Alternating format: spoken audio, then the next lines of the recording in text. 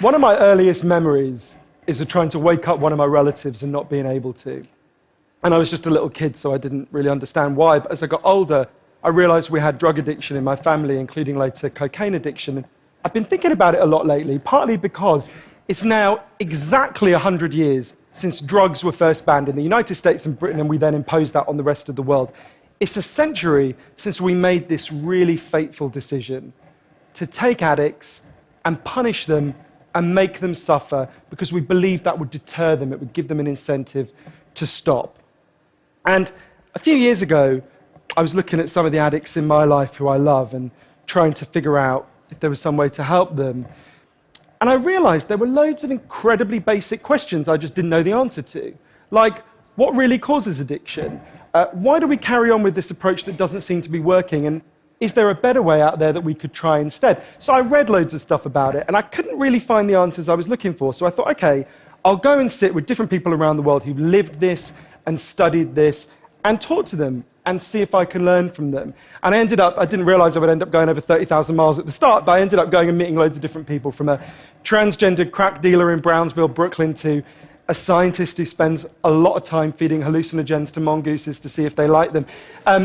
It turns out they do, but only in very specific circumstances. To the only country that's ever decriminalized all drugs, from cannabis to crack, Portugal. And the thing I realized that really blew my mind is almost everything we think we know about addiction is wrong. And if we start to absorb the new evidence about addiction, I think we're going to have to change a lot more than our drug policies. But let's start with what we think we know, what I thought I know, right? Let's think about this middle row here, right? Imagine all of you, for 20 days now, went off and used heroin 3 times a day. Some of you look a little bit more enthusiastic than others at this prospect. Don't worry, it's just a thought experiment. Imagine you did that, right? What would happen? Now, we have a story about what would happen that we've been told for a century. We think because there are chemical hooks in heroin, as you took it for a while, your body would become dependent on those hooks, you'd start to physically need them, and at the end of those 20 days, you'd all be heroin addicts, right? That's what I thought. First thing that alerted me to the fact something not right with this story is when it was explained to me, if I step out of this TED Talk today and I get hit by a car and I break my hip, I'll be taken to hospital and I'll be given loads of diamorphine. Diamorphine is heroin. It's actually much better heroin than you're ever going to buy on the streets, because the stuff you buy from a drug dealer is contaminated, actually very little of it is heroin, whereas the stuff you get from the doctor is medically pure. And you'll be given it for quite a long period of time. There are loads of people in this room who may not realize that you've taken quite a lot of heroin, right? And anyone watching this anywhere in the world, this is happening.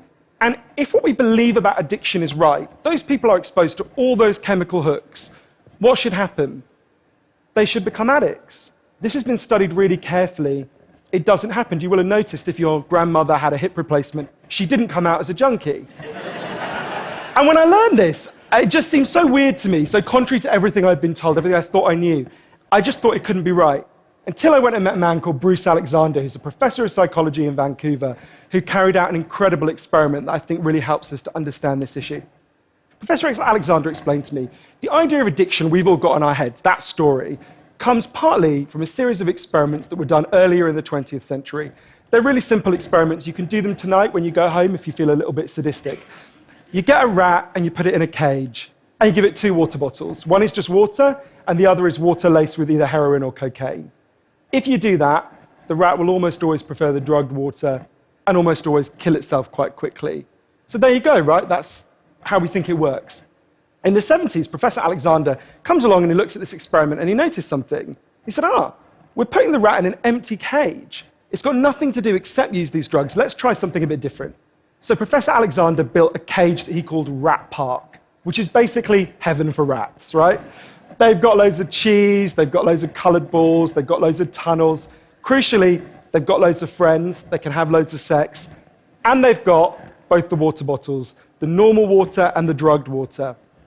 But here's the fascinating thing. In Rat Park, they don't like the drugged water. They almost never use it. None of them ever use it compulsively. None of them ever overdose. You go from almost 100% overdose when they're isolated to 0% overdose when they have happy and connected lives. Now, when he first saw this, Professor Alexander thought, maybe this is just a thing about rats. They're quite different to us, maybe not as different as we'd like, but, But fortunately, there was a human experiment into the exact same principle happening at the exact same time. It was called the Vietnam War. In Vietnam, 20% of all American troops were using loads of heroin. And if you look at the news reports from the time, they were really worried because they thought, my God, we're going to have hundreds of thousands of junkies on the streets of the United States when the war ends. It made total sense. Now, those soldiers who were using loads of heroin were followed home. The Archives of General Psychiatry did a really detailed study, and what happened to them? It turns out they didn't go to rehab. They didn't go into withdrawal. 95% of them just stopped. Now, if you believe the story about chemical hooks, that makes absolutely no sense. But Professor Alexander began to think there might be a different story about addiction. He said, what if addiction isn't about your chemical hooks? What if addiction is about your cage? What if addiction is an adaptation to your environment? Looking at this, there was another professor called Peter Cohen in the Netherlands who said, maybe we shouldn't even call it addiction. Maybe we should call it bonding. Human beings have a natural and innate need to bond. And when we're happy and healthy, we'll bond and connect with each other.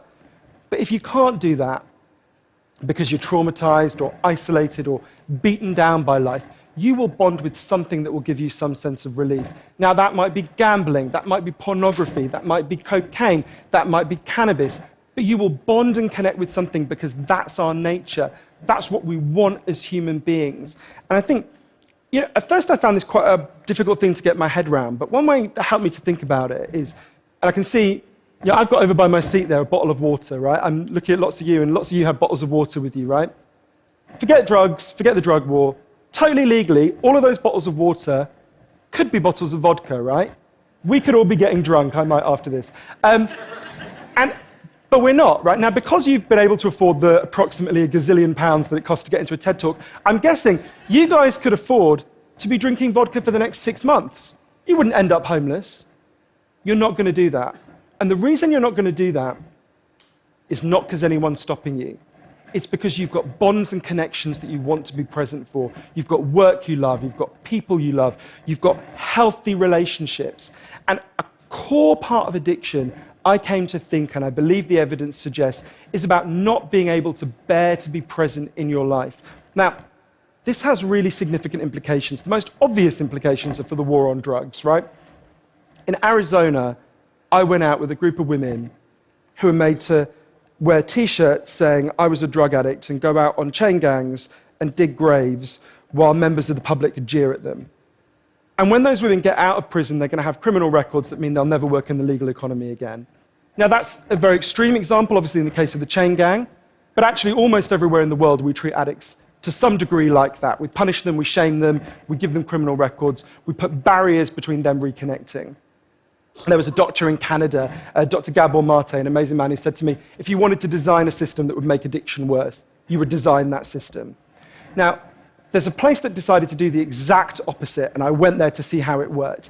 In the year 2000, Portugal had one of the worst drug problems in Europe. 1% of the population was addicted to heroin, which is kind of mind-blowing. And every year, they tried the American way more and more. They punished people and stigmatized them and shamed them more. And every year, the problem got worse. And one day, the Prime Minister and the leader of the opposition got together and basically said, look, we can't go on with a country where we're having ever more people becoming heroin addicts. Let's set up a panel of scientists and doctors to figure out what would genuinely solve the problem. And they set up a panel led by an amazing man called Dr. João Goulão to look at all this new evidence. And they came back and they said, decriminalize all drugs, from cannabis to crack. But, and this is the crucial next step, take all the money we used to spend on cutting addicts off, on disconnecting them, and spend it instead on reconnecting them with the society. And that's not really what we think of. What they did wasn't really what we think of as drug treatment in the United States and Britain. So they do residential rehab, they do psychological therapy that does have some value. But the biggest thing they did was the complete opposite of what we do. A massive program of job creation for addicts and microloans for addicts to set up small businesses. So say you used to be a mechanic. When you're ready, they go to a garage and they'll say, if you employ this guy for a year, we'll pay half his wages. The goal was to make sure that every addict in Portugal had something to get out of bed for in the morning. And when I went and met the addicts in Portugal, it was fascinating. What they said is, as they rediscovered purpose, they rediscovered bonds and relationships with the wider society. It'll be 15 years this year since that experiment began, and the results are in. injecting drug use is down in Portugal, according to the British Journal of Criminology, by 50%, 50%. Overdose is massively down. HIV is massively down among addicts. Addiction in every study is significantly down. One of the ways you know it's worked so well is that almost nobody in Portugal wants to go back to the old system. Now, that's the kind of political implications. I actually think there's a layer of implications to all this research below that. You know, we live in a culture where people feel really increasingly vulnerable to all sorts of addictions, whether it's to their smartphones or to shopping or to eating. You know, before these talks began, you guys know this, that we were told we weren't allowed to have our smartphones on. And I have to say, a lot of you looked an awful lot like addicts who were being told their dealer was going to be unavailable for the next couple of hours. And yeah, a lot of us feel like that. And it might sound weird to say, oh, you know, I've been talking about how disconnection is a major driver of addiction. It might be weird to say it's growing because you think, well, we're the most connected society there's ever been, surely. But I increasingly began to think that the connections we have, we think we have, are like a kind of parody of human connection. If you have a crisis in your life, you'll notice something. It won't be your Twitter followers who come to sit with you. It won't be your Facebook friends who help you turn it round. It'll be your flesh and blood friends who you have deep and nuanced and textured face-to-face relationships with. And I think there's a study I learned about from Bill McKibben, the environmental writer, I think tells us a lot about this. It looked at the number of close friends the average American believes they can call on in a crisis. That number has been declining steadily since the 1950s. The amount of floor space an individual has in their home has been steadily increasing.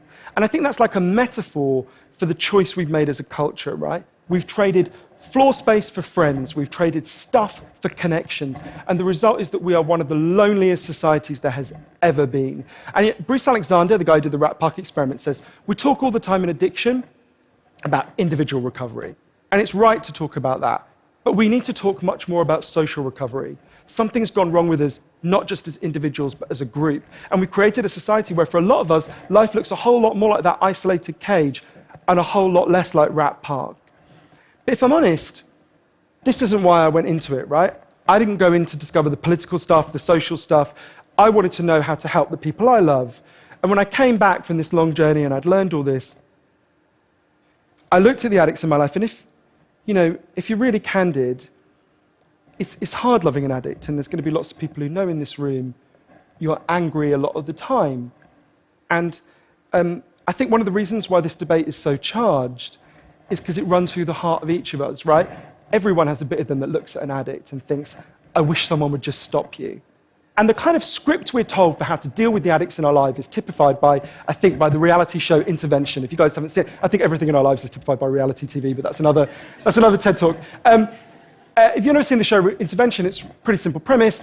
You get an addict, all the people in their life, gather them together, and say, if you don't shape up, confront them with what they're doing, and they say, if you don't shape up, we're going to cut you off, right? So what they do is they take the connection to the addict and they threaten it. They make it contingent on the addict behaving the way they want. And I began to see why that approach doesn't work.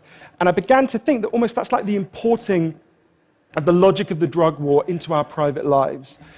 So I was thinking, well, how can I be Portuguese, right? And what I try to do now, and I can't tell you I do it consistently, and I can't tell you it's easy, is to say to the addicts in my life that I want to deepen the connection with them, to say to them, I love you whether you're using or you're not. I love you whatever state you're in, and if you need me, I'll come and sit with you, because I love you and I don't want you to be alone or to feel alone. And I think the core of that message, you're not alone, we love you, has to be at every level of how we respond to addicts, socially, politically, and individually. For 100 years now, we've been singing war songs about addicts. I think all along we should have been singing love songs to them, because the opposite of addiction is not sobriety. The opposite of addiction is connection. Thank you.